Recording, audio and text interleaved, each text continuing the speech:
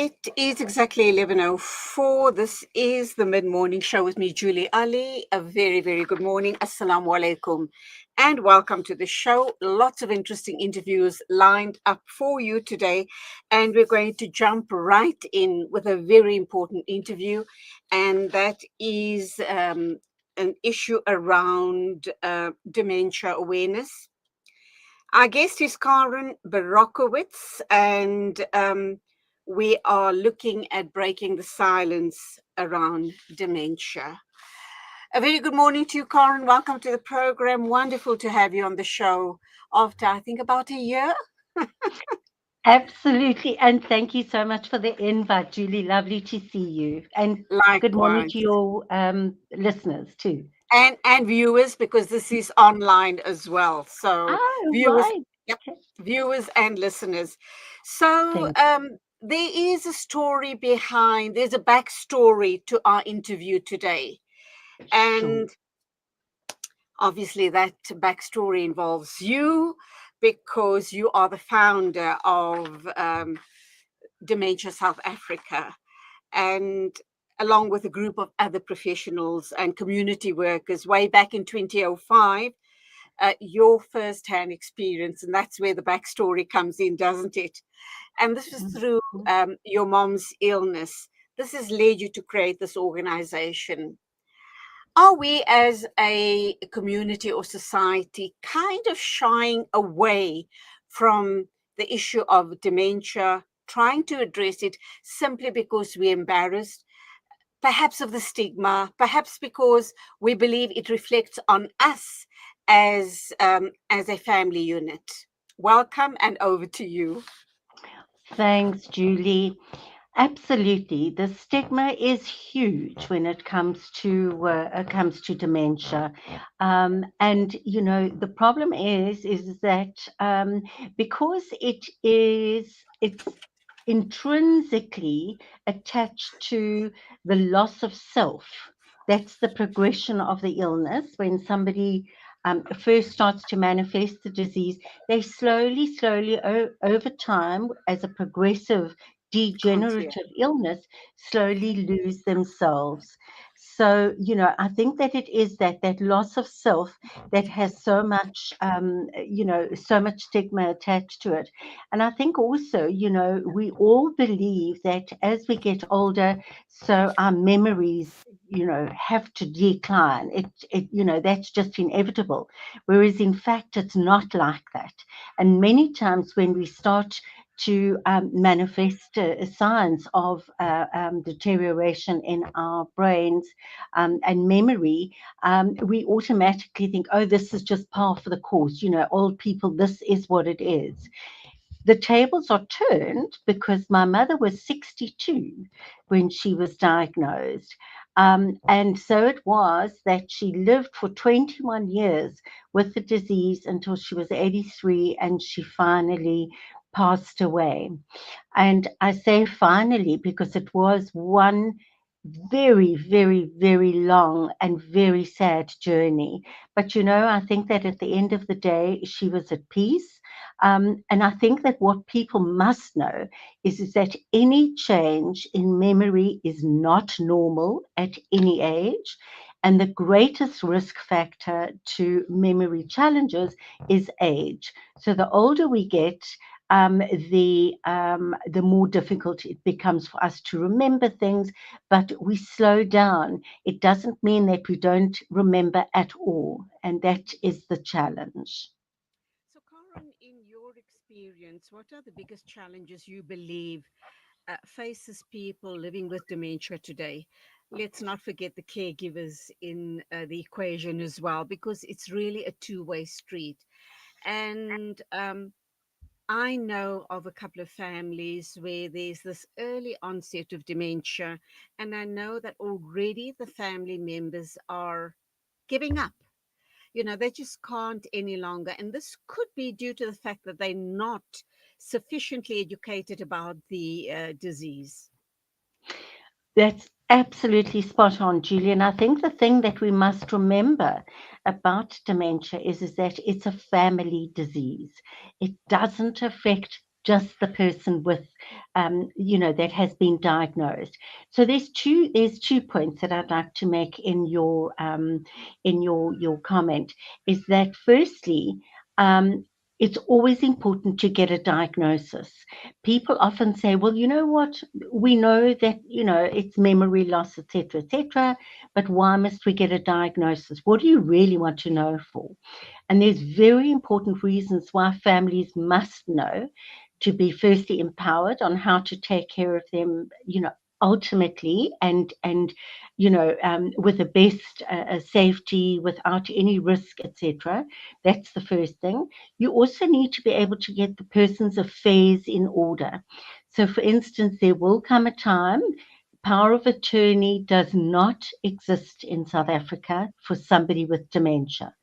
Once they have been diagnosed, power of attorney falls away. It no longer, we don't have in South Africa what they call an enduring power of attorney, as they have in many other countries in the world.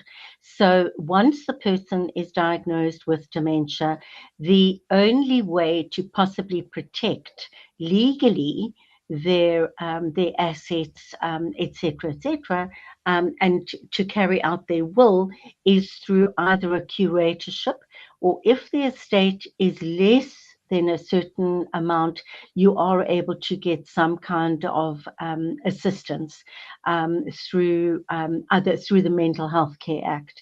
So there are a number of things. So that's the thing. The other most important thing is, as I mentioned, it's a family disease. So the important thing is that everybody needs to meet as a family and discuss the way forward.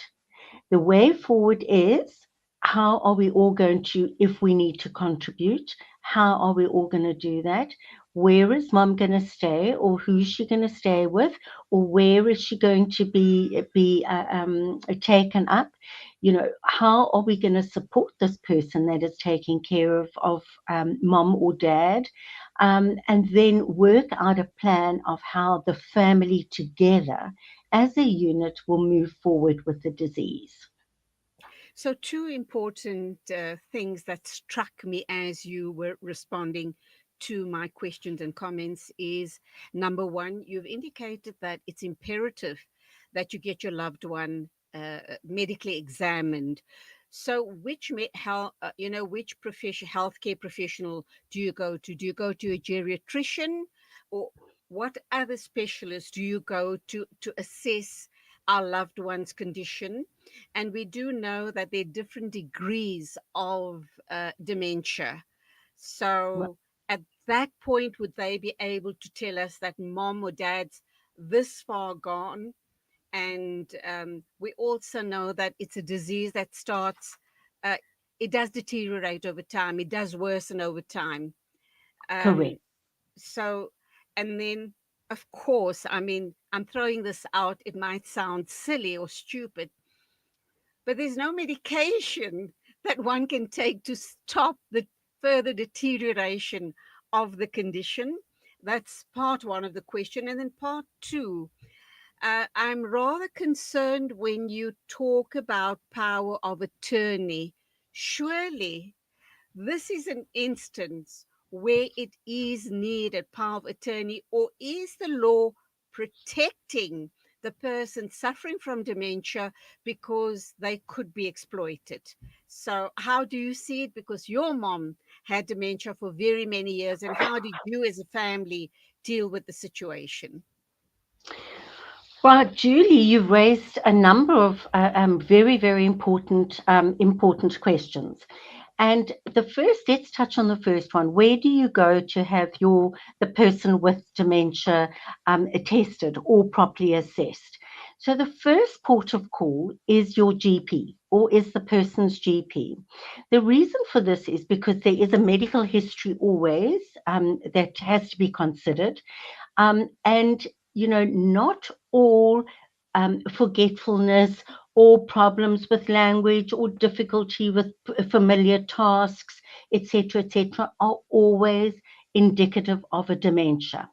It can be something that is reversible, um, like depression, for example, and there's medication that can assist with that. There's thyroid problems, there's vitamin deficiencies, there's a whole number of things that need to be ruled out.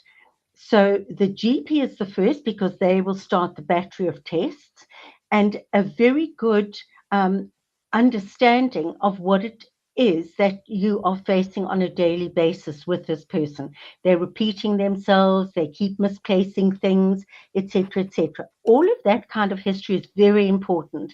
They will then do the professional, the GP would do a battery of tests, of first of blood tests. Um, and then there's a number of screening tools. There's a number of assessments, like for instance the MOCA, which is the Montreal Cognitive Assessment tool, or there's the MMSE. There's a number of different assessments that they're able to do in order to identify if there is actually a cognitive or a memory impairment. After that, they could say, well, I suggest that you go to a psychiatrist or a neurologist or a geriatrician. It depends entirely also on resources of the family.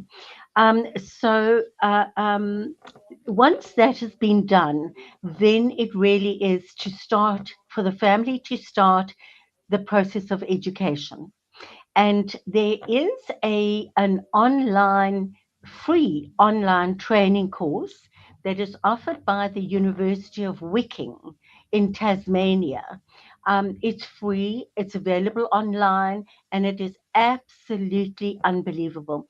DementiaSA does have training too, but we're based in Cape Town and it's in-person training. We unfortunately don't do online training. Then in terms of medications, in the beginning, when it's early onset, there are medications that can slow down the progression of the dementia, but it doesn't necessarily mean that they are effective for all people across the board. Not at all. So it's first to find out if it's something that can be treated, maybe a depression, and that's antidepressants and other factors. And then once it's confirmed that it really is, then it is that the doctor or the psychiatrist, neurologist or geriatrician will be able to assist. But education and the family sitting together to understand exactly what is going on and how and who and where and what will take care of mom or dad. That's absolutely vital. Okay, before you Sorry. respond to the second question, I do Yes. apologize. We need to go No. to a break, and when we come back, lots more to cover on the show this morning. So stay with us. Thanks, Julie. Thank you. Financial goals feeling out of reach? Yasin Badat Financial Advisory is here to turn your aspirations into achievements.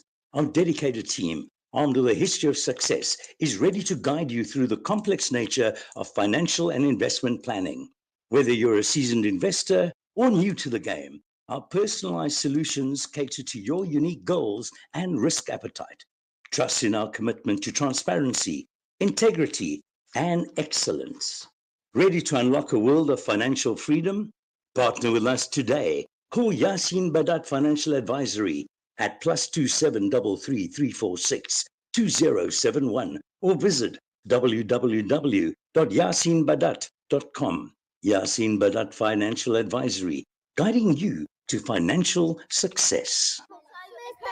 They say breakfast is the most important meal of the day, yet many children go to school hungry because of poverty. Penny Appeal South Africa's Breakfast Club aims to get a warm, hearty meal to underprivileged children so they can spend their day prospering in their schoolwork. Help feed a needy learner for only R5 a day or 150 Rand a month. Or visit our website www.pennyappeal.org.za or call 031 1100 573 to find out how you can donate. Penny Appeal South Africa. Small change, big difference. When the perfect blend of stylish decor, exquisite halal cuisine, and warm hospitality come together, it could only mean Albeit Lodge, your true home away from home. Albeit is the ideal heaven for families, business people, and tourists with its 4-star family rooms and other luxurious facilities. Conveniently situated close to Port Elizabeth Airport, the beach, and other amenities, your stay will be truly unforgettable, as you'll be taking home lasting memories of the warm hospitality, the serenity and tranquility that Albeit has to offer. For reservations, call 041 583 6415 or visit www.albeitlodge.co.za. Abu Huraira narrated that he heard the Prophet Muhammad, may the peace and blessings of Allah be upon him, say, "In black seed there is a healing for every disease except death. Experience the health benefits of this ancient blessed seed by using the Tib Black Seed range. Black seed assists the body to boost immunity, regulate blood sugar levels, reduce inflammation, and act as a potent antioxidant. Experience a holistic approach to health by introducing the Tib Black Seed range into your routine. Available in capsules, pure cold-pressed oil, and a vapor rub. Trust Tib Health Sciences for quality black seed products. For more information, visit blackseed.co.za. Available at leading pharmacies. Hey Gulam. Yeah? Did I return your lawnmower last month? No, bhai, you didn't. Oh no. Now what'll I do? I wanted to borrow it again, man. With Randry Jewelers, you won't have to borrow or lend because the prices are so well trimmed on all gold and diamond jewelry. Alternatively, we could remake your old jewelry into a brilliant new design. Visit Randry Jewelers at 151 Stevens Lamini Road, Musgrave, Durban. Randry Jewelers, the family name you can trust. Rejuvenating media day by day. This is Salam Media.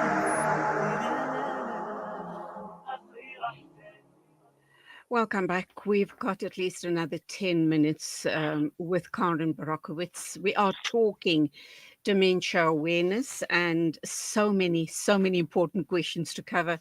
I don't think we're going to be doing justice to this part of the show, but we will see how far we can go. So welcome back, Karen, and we will touch on Dementia South Africa's role and how you support and assist families who have a loved one suffering from dementia. But two questions I want to pick up on was regarding power of attorney, number one. And then one of the conditions that you spoke about just now was the healthcare professional needs to test for thyroid functioning. Why is that significant? So there's a number of illnesses which really do have an overall bearing on the progression of cognition. And cognition is obviously something that is absolutely pivotal, and so are all of the important things around enzymes and hormones, etc., etc. And the endocrine system is pivotal to that. Diabetes 3 has often been, it's often said that dementia is actually called type 3 diabetes. So that's absolutely important. So if somebody does also have diabetes that isn't properly controlled, they would have significant problems with memory and functioning and remembering and relaying things and being able to function properly. So it's absolutely, but there's a number of others. I mean, you know, some of the vitamin deficiencies, heart disease, not being on the right medication for the correct health condition, having it reviewed and revised every 6 to 8 months, absolutely essential. Blood pressures also. If blood pressure's elevated for extended periods of time, it also has an effect on the vascular part. So dementia is one part of the picture, and there are different types of dementia, of which Alzheimer's disease, vascular dementia, Creutzfeldt-Jacobs disease, HIV/AIDS dementia complex, there's over 100 different types of dementia. So it's important, not necessarily, to know exactly which one, because that's only done by brain scan, etc., etc. But it's important to know that there is some kind of decline and degenerative process that's underway. Let's talk quickly about power of attorney and then also World Brain Day. Does this kind of talk directly to dementia awareness? So, power of attorney, your understanding? Yes, so power of attorney is a very, very important important part. We've just gone through a process of public hearings for the amendments to the Older Persons Act. The Older Persons Act has gone through the legal system in Parliament, etc., and it's gone through the NCOP, National Council of Provinces. It's gone to Parliament. It's been signed off. It's now just the President that is required to sign it. He will sign the amendments to the Older Persons Act. And in the Older Persons Act, it is very, very clear what constitutes abuse against an older person. There are things like psychological abuse, things like physical abuse, sexual abuse, neglect, and certainly, financial abuse is rife, absolutely rife. And that is, if anybody does know of somebody that is possibly exposed to some kind of abuse, they have an absolute duty to report it to the police or to a social worker, Department of Social Development, etc., particularly where the care of somebody with dementia is compromised. Power of attorney, we don't have in South Africa, as I mentioned before, an enduring power of attorney. So something that you sign, say when you're 40 or 50 or 60, it doesn't endure, even if you do, for instance, have you are diagnosed with dementia or you have a stroke, etc., etc. We don't have that in South Africa. So it's very important to have the family together to discuss all of this with the financial advisor, with the accountant, with the executor, etc., to say, these are my wishes. This is what I would like. Okay.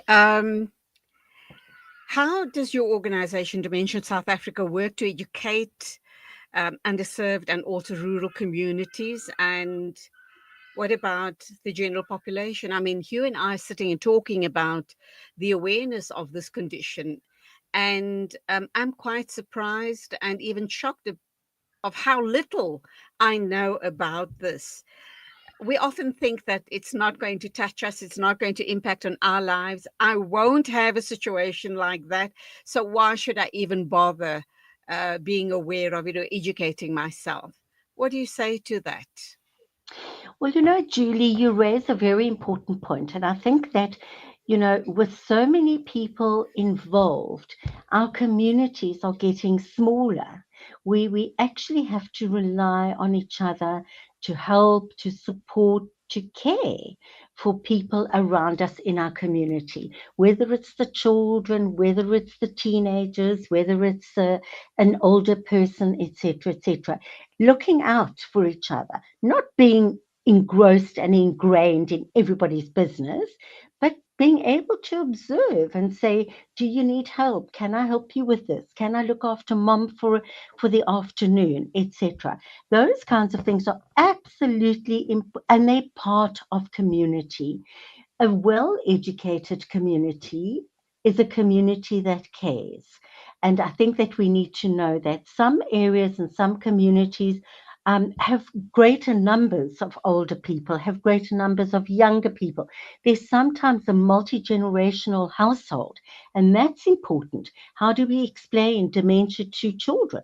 How do we explain it to teenagers who would roll their eyes, thinking that, I've heard the story 5 times today. Do I have to listen to it once more? So I think it's the sensitivity around that. Our website is absolutely incredible.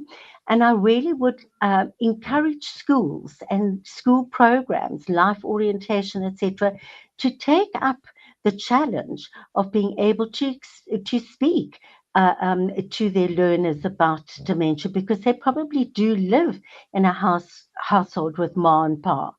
And I think that's important. The other thing that is also just as important is being able to say, I need help. DementiaSA, on our website, there is a contact form that you're able to email us on, and that's info@dementiasa.org, not .za, just .org. And we have various in-person support groups, and we have a social worker that can assist.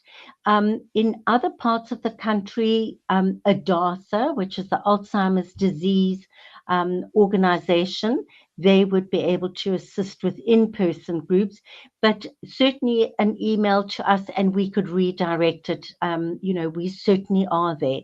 Our website has a lot of information on. We're going to, in the next month, be revamping our website. So if there's certain things that you can't get on the website, or it shows you an error 404, then just please email us and we'll send it to you with the greatest of pleasure. We have an online WhatsApp group, and that's available to people who care for somebody with dementia each and every day. And that is a WhatsApp group where people pose questions and answers, etc., etc. But it's only for carers of people with dementia, because obviously the group is quite large. And we also want to protect people's privacy by being able to offer it only to carers. You're not going to believe this, but we've run out of time. If you can just be very, very quick, tell us about the link between World Brain Day and dementia. Our brains are something fundamental to identifying us. When we lose a bit of ourselves through a disease process like dementia, we actually realize how we have to look after our brain to be able to live into an older age with a really good brain. Karen, wonderful talking to you once again. Keep up the amazing work. Thank you for sharing with us, sharing your family's challenges when your mother was obviously dealing, and of course the entire family dealing with dementia. So thank you for putting all of that experience, knowledge, and learning to good use by forming this organization that, of course, is Dementia South Africa. You are the founder. God bless you, and you go well. Thank you indeed. Lovely talking with you today. Thanks so much, Julie, and to your listeners and viewers, salam to you all. Walaikum assalam. It is 11:32. We're moving along. Lots more interviews coming your way. I also want to remind you that at 1 o'clock today, I will be talking with Shaheen Isup from Sahuk to give Sahuk the right of reply on an interview that we did yesterday. So please do be sure to tune in to listen to that interview on the show today.